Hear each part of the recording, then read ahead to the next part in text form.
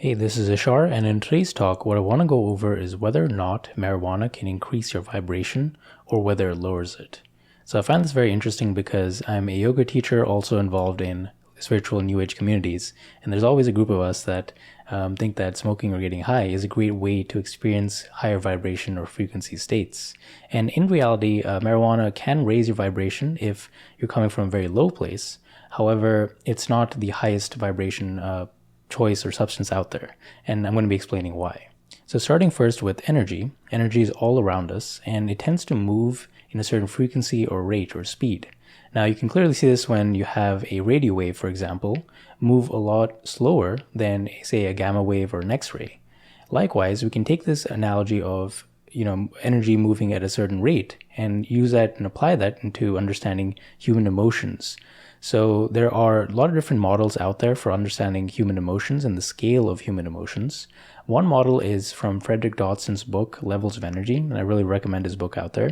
And he makes things very simple, where he goes over the different emotions that a human being can experience, and he rates that on a scale from 0 to 1,000. Now, where you fall on the scale will shape your reality. So if you tend to experience certain emotions habitually, and it's a scale of emotions, then you'll tend to attract other people that tend to resonate with those emotions as well, or viewpoints.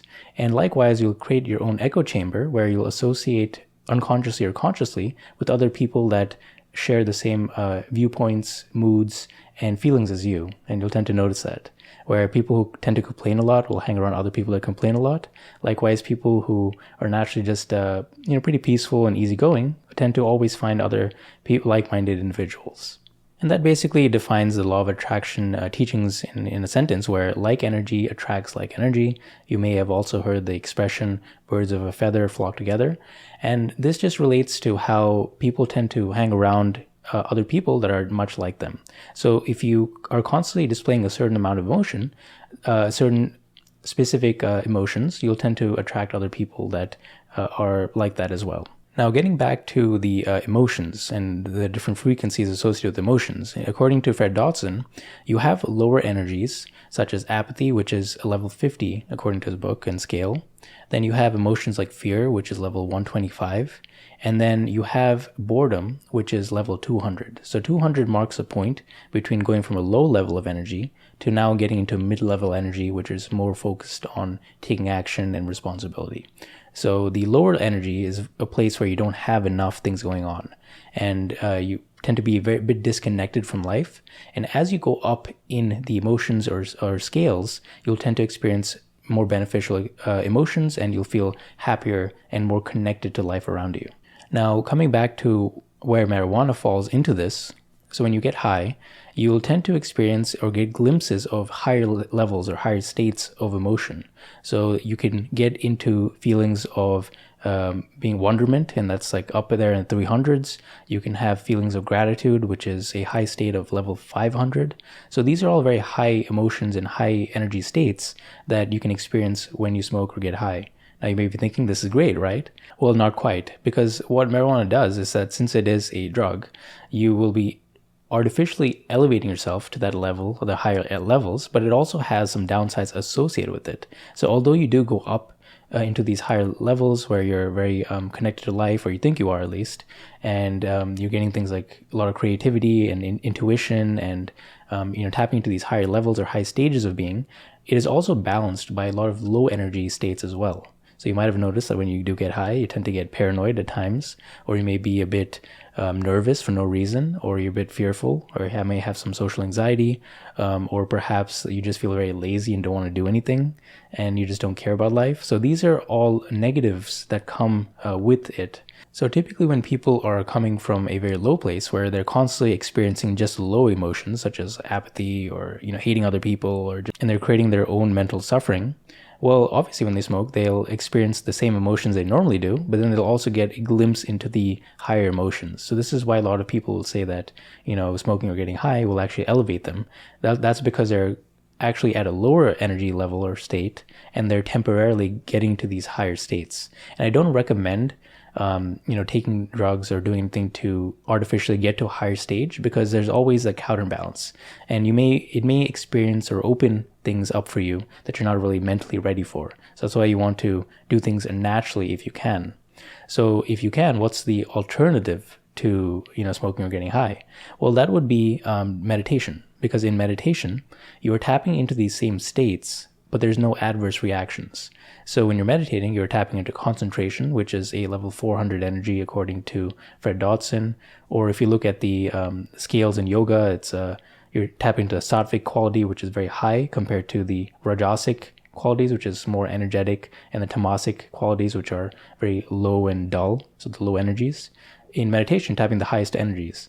And then you also don't have the negative, so you're not feeling dull or lethargic or anxious at all. In fact, the opposite may be true, because when you do meditate, you feel pretty light and fresh afterwards. So there's no downsides to the practice. And what you'll also find is that if you do spend some time really working on yourself and hitting the gym or exercising, you have a good group of friends and you meditate quite often, and you're pretty set spiritually, and everything, all your needs are also taken care of. When you do smoke, you'll actually feel that you won't feel as great as you thought you would be, because the lower states, like the anxiety you may experience, or sluggishness, or just being confused or paranoid, actually serve as a contrast to your natural good state. So you'll actually feel a bit weird if your energy is a bit higher, and you'll feel that, okay, like this is actually not making me feel better than I thought I was going to be. Now, one thing I just wanted to clarify here is that this is not any kind of like judgment or anything of smoking or getting high, because it's fun to do recreationally, but just understand that it isn't a tool to serve you and for your optimal growth spiritually. So I just want for you to understand that there are other alternatives out there, and think of it kind of like watching TV. Sure, it's like entertaining. It could provide you some stimulation for a few hours, but it won't radically change your life day by day or year by year. So you want to try to look for more clean methods of replicating that. And how do we do this? Well, think about what you liked about smoking, because obviously it had some benefits for you, otherwise you wouldn't like it. And try to see how you can replicate that in your life. So for example, if you like the state of open awareness or increased creativity or oneness with life, these are some things you can just note and then see how you can incorporate that in your life, or how you can get to those qualities. So for example, let's just say you liked the creative aspect of things. Well, maybe you can now engage in art, or try picking up drawing if you haven't already, or maybe making videos like me, or just do something where you're engaging your creative mind. This could be writing or journaling, anything like that. And in this way, you're tapping into creativity, but you're coming from a higher medium, as opposed to getting high and relying on an outside source to get you there. The next thing could be oneness to all beings. So when you smoke, you tend to be in a very connected headspace where you feel like all of life is connected to you. Well, what's another way to do that? Well, you can practice meditation, and specifically loving kindness practices, where you consciously generate kindness and love for all beings around you. So you're generating that state of unconditional love.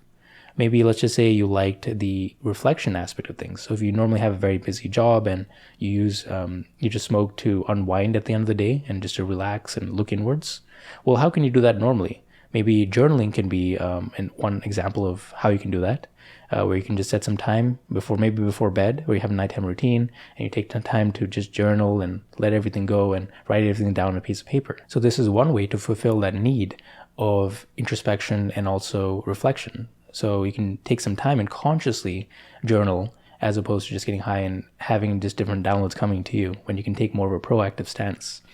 Then if you liked the wonderment aspect of smoking, where you think everything's new and fascinating, well, why not start to get motivated in your life? It could be a sign that your life isn't that exciting if you have to rely on a stimulus or a drug to get you to that state. So why not try to see how you can do that internally?